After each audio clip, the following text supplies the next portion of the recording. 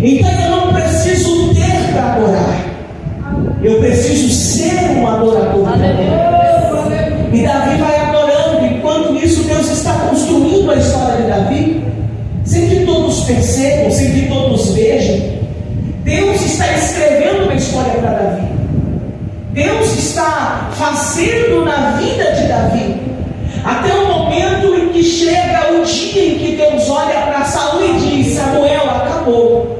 Eu rejeitei a Saul como rei em Israel. Pega, desce a casa de Jessé, porque eu escolhi para mim um rei.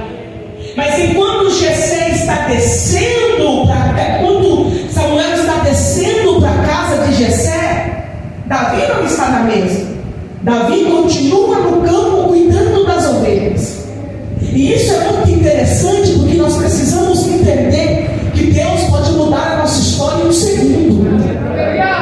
Nós precisamos entender que aquele dia para Davi era um dia comum. Era um dia de acordar, era um dia de colocar alimento, era um dia comum para Davi. Mas era um dia em que Deus já havia dado ordem ao profeta para ungir. É por isso que eu preciso compreender que nas mãos de Deus, um segundo muda a minha vida. Aleluia. É por isso que eu preciso manter uma vida de adoração diante do Senhor. E aí nós vamos entender que para Ele é um dia comum. Para Ele é mais um dia o quê? De cuidar das ovelhas, de tocar o seu instrumento, de trazer as ovelhas de volta. Mas era aquele tempo que Deus deu ordem para que o profeta descesse para poder ungir ele. O que me faz compreender uma coisa: quando eu envolvo o meu ambiente com adoração, o tempo da espera não é tão doloroso. Muitas vezes o que faz pesar o tempo da espera é a opressão e a angústia de querer ver acontecer. Mas quando eu envolvo o ambiente com adoração, não é que não dói, é que a dor fica suportável enquanto eu adoro. E ele envolve o ambiente com adoração. O profeta está descendo. Davi não sabe o que está acontecendo. Davi continua no teu ofício. Davi continua fazendo o que ele está fazendo. Samuel desce, ninguém chama Davi. Ninguém diz: Davi, vem, porque temos visita. O profeta está em casa. Vem receber a bênção, vem receber o que ele trouxe. Davi continua exatamente aonde ele está. Mas aí nós vamos entender que até esse momento ninguém fez questão de avisar a Davi. E ali está tudo acontecendo. Chama um filho, chama outro filho, chama outro filho. Samuel vai se envolvendo pela aparência, vai se envolvendo pelo que se pode ver. E Deus vai dizendo para ele: não, este não, este não, este não. Porque não existe nada nessa terra que impressione a Deus, porque tudo mais excelente Ele tem no céu. Não existe estrutura que impressione a Deus. Não existe voz que impressione a Deus. Não existe oratória que impressione a Deus. Deus tem os anjos, querubins, serafins. As coisas mais gloriosas estão diante de Deus. Então as minhas estruturas não impressionam Deus que se assenta sobre o globo da terra. Então ele olhando toda aquela estrutura, Samuel vai se impressionar pelo que ele vê. Deus vai dizendo a Samuel: Samuel, isso não me impressiona. Você está vendo a estrutura de fora, mas eu vou além disso. E nós vamos percebendo que então ele percebe que Deus não escolheu ninguém naquele ambiente. E então ele vai dizer: acabaram-se os mancebos? Aonde estão? Acabou. Deus me disse para vir aqui para ungir alguém, mas você me apresentou todo mundo e o ungido de Deus não está aqui. Mas eu quero liberar uma palavra de Deus para o teu coração. As mãos do Senhor encontram aqueles que são dele. Aleluia. As mãos do Senhor sabem aonde mora quem Ele escolheu. As mãos do Senhor sabem encontrar alguém que está perdido. As mãos do Senhor não erram endereço de promessa. E é nesse ambiente que eles vão olhar e vão dizer: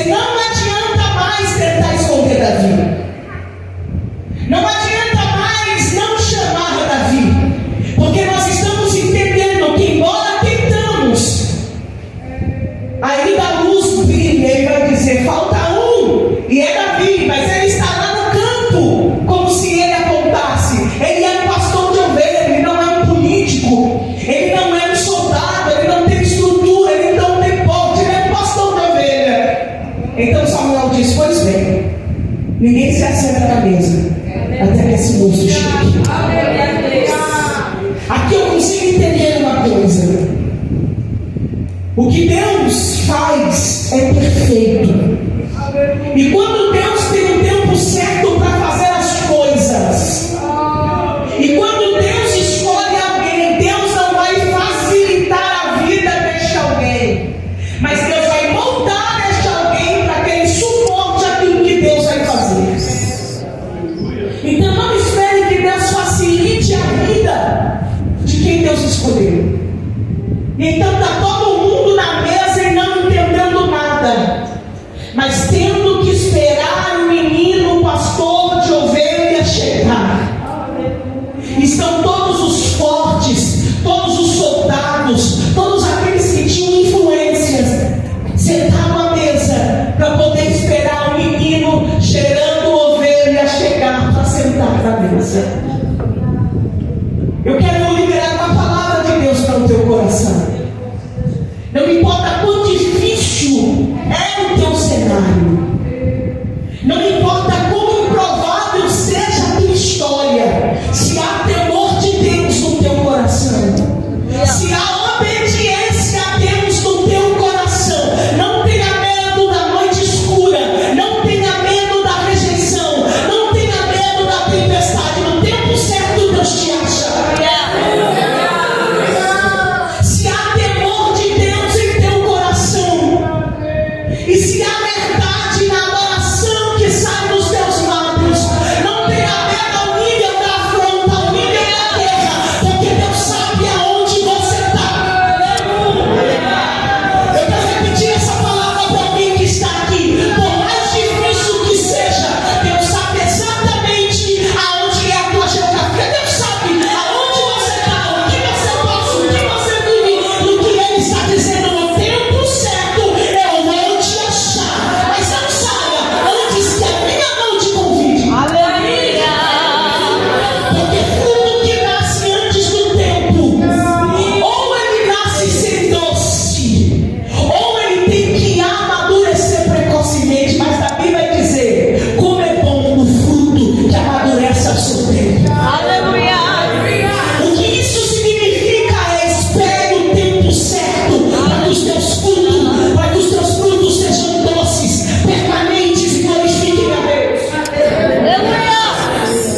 Lá está chegando Davi. Já trabalhei uma vez em um leilão de ovelhas. Não tem animal que tem um cheiro mais forte do que ovelha.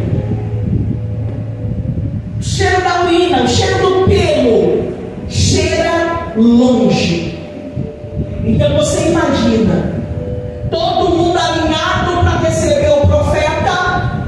Chega Davi com aquele cheiro que incendeia a sala. Mas a mesa estava preparada para ele. E chega Davi que alguém tentou esconder, mas a mesa estava preparada para ele. E chega alguém que o mundo rejeitou, e chega alguém que foi esquecido, e chega alguém que